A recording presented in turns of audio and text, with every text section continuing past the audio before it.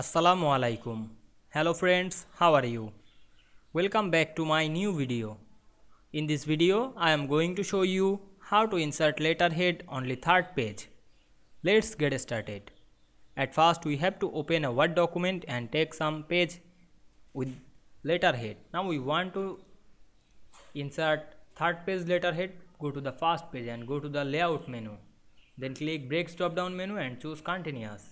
Then go to the second page and apply the same process. Then go to the letterhead option and double click on the letterhead. Then click link to previous.